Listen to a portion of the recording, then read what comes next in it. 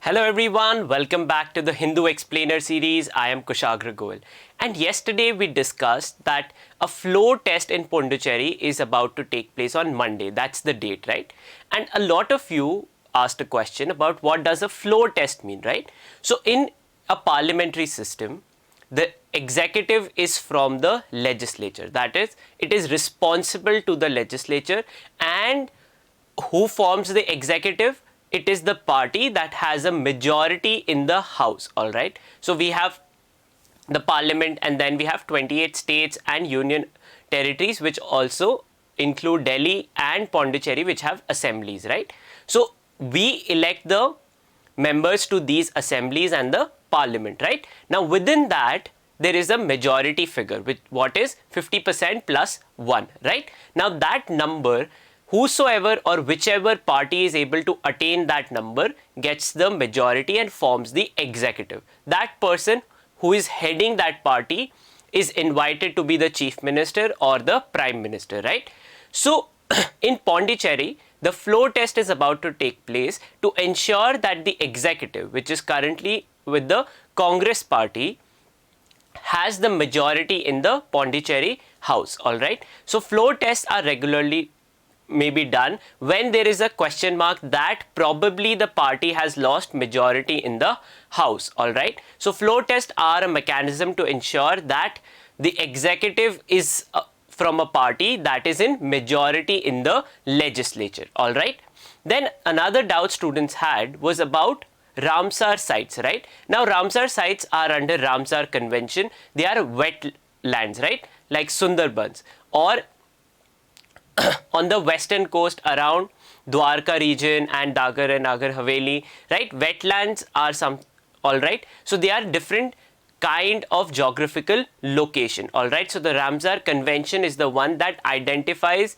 internationally important wetlands. All right, migratory birds travel to wetlands for their water, they stay there for a while. So wetlands have a unique importance in the ecology of the planet. All right, then moving on, another doubt that someone put in was about what is customer premises equipment, right? Customer premises equipments are one of those which are connected from a subscriber. So you all are subscriber to YouTube, right? You use YouTube, for example, to access to this content, right? So when you subscribe or you want to connect to from one user, you all are connecting to the YouTube main server, right? So the equipments that help you connect that are known as customer premises equipments, right?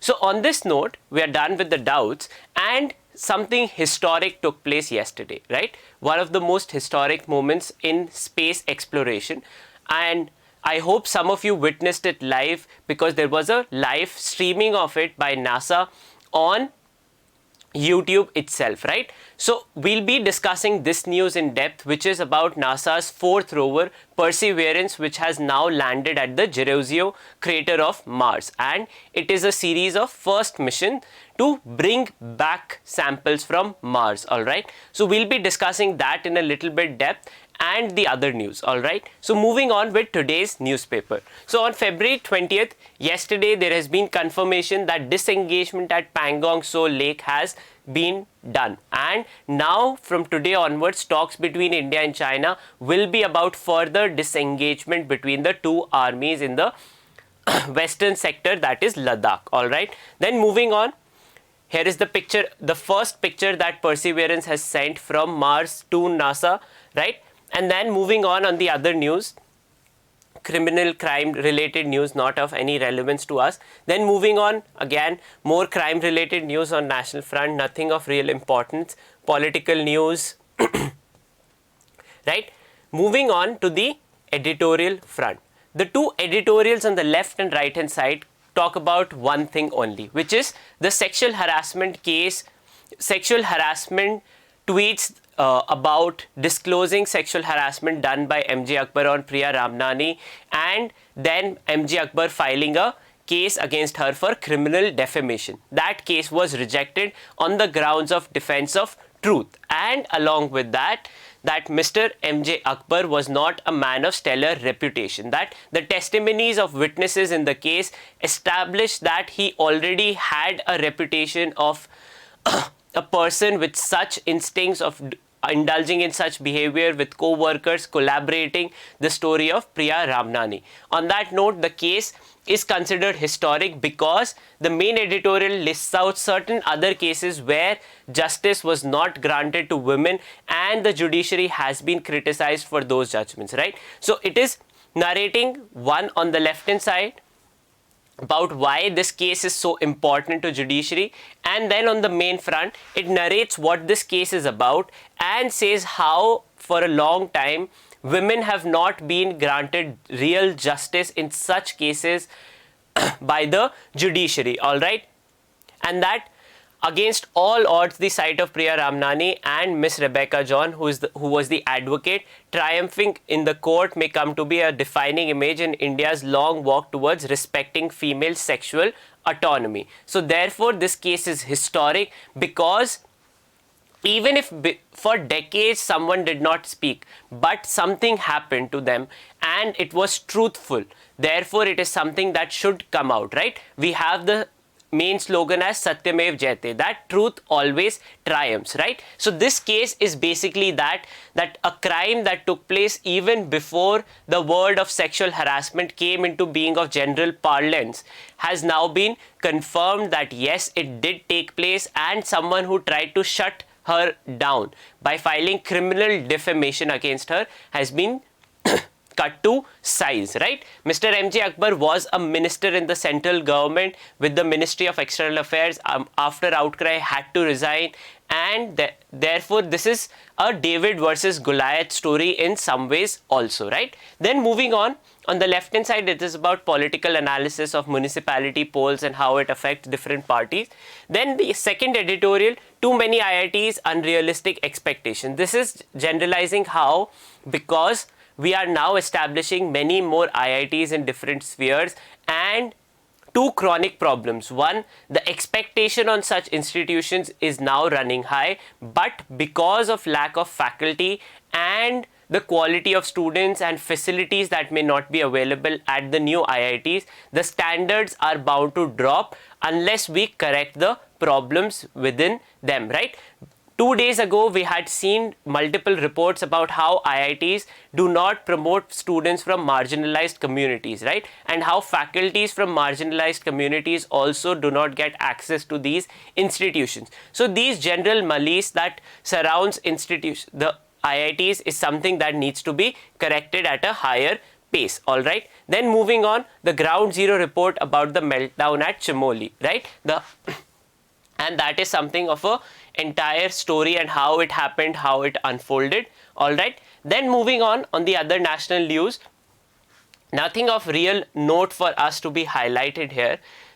Here you can see pictures of the disengagement, the permanent structures that the Chinese military had built, and on the right hand side you could see from satellite images how the structures have been demolished now, which says that this process of disengagement has now been completed, all right? Then moving on the left hand side, there is one important order that the Supreme Court has passed, which is about liability of banks in case of lockers. The court has stated bank cannot wash away their hands of any liability if any harm is caused to their customers' lockers or safe deposits in an era when miscreants can manipulate technology to gain access to electronically operated bank lockers, right? So now lockers are first, initially and traditionally also, lockers are basically physical safe houses, and the liability of bank was limited in case there was a breakthrough or a theft there. But now these digitally operated lockers are something that is controlled, that digital server is controlled by the bank. So the court has stated that in such cases, the banks cannot wash off their liability and have asked RBI and other banks to formulate fair policies within 6 months to comprehensive directions for mandating the steps to be taken by banks with respect to locker facility, safe deposit facility management. So on that, this news becomes important about liability of banks in electronically operated lockers, right? Then moving on, the other news, India's pace of vaccination has been slow, and our health minister has called for collective efforts to increase the pace of vaccination. At the same time, a pharmaceutical company named Dr. Reddy has sought use to seek approval of giving out Sputnik 5, which is the Russian vaccine for COVID-19, right? Then moving on, on the international front also, there is one landmark case that has taken place where the UK Supreme Court has stated that Uber drivers are entitled to worker rights. What are these worker rights? That they are entitled to breaks, holiday pay and minimum wage, that they are not independent contractors but workers of Uber, and therefore Uber is responsible towards them, has to ensure these facilities. This is about now social media and technological companies being treated on par with traditional businesses and how they should also provide for worker rights. All right. Then yesterday we did discuss about the Facebook news dispute, and there is a small update. Australia and Facebook in talks over news ban, that Facebook should move quickly past what is being called threatening behavior and come to the table, that social media websites cannot move beyond law and they should be fair. If there is a law, they should comply towards that, right? Then moving on, there is more updates about United States and Iran. This is nothing concrete. US has given a positive sign that they will re-enter the talks. What you need to know is what is P5+1 here. Alright, P5 are the permanent 5 nations of the Security Council, that is Russia, United States, China, United Kingdom and France, right? And the +1 is Germany, alright? We have already discussed JCPOA multiple times, alright? But when these talks resume, we will revisit this entire issue and see how they are progressing, alright? The JCPOA is about limiting Iran's nuclear development program, right? Then moving on the other news, on the economic side and sporting front, nothing of real relevance for us, all right? Then we'll move on, right, to the Mars mission. About the Mars mission, if you had witnessed the live stream, you would have seen or heard the voice of Indian American scientist Swati Mohan. She was the one who was coordinating the mission along with all the other scientists, confirming how all the systems are in place and ensuring the touchdown was and the safe landing did take place. All right, so she's an Indian American, emigrated to United States when she was 1 year old. All right. And then more updates from the Perseverance mission, right? So the Perseverance mission is the 4th Mars rover of NASA. NASA is the space agency of United States of America. This will also, along with the rover, this mission will also take place first flight on another planet. That is, the mission is accompanied by an Ingenuity helicopter, that this will separate and then test flight and how it affects or how you can fly on another planet and Martian atmosphere, the challenges that they are faced and overall understanding of it. Along with this mission is also part of a series of missions. So Perseverance rover will dig into the surface of Mars, collect samples of Martian soil and leave them on the Martian surface and move on. Then NASA plans to send future missions which will then go and collect these samples and bring them back to Earth. Till now we have only gone to Mars but not brought anything back, right? Now the challenge is that in future space exploration that we have to bring back the soil of Mars to understand how the nature of soil is, whether life really existed there, to confirm the signs of life if it can exist now. All right.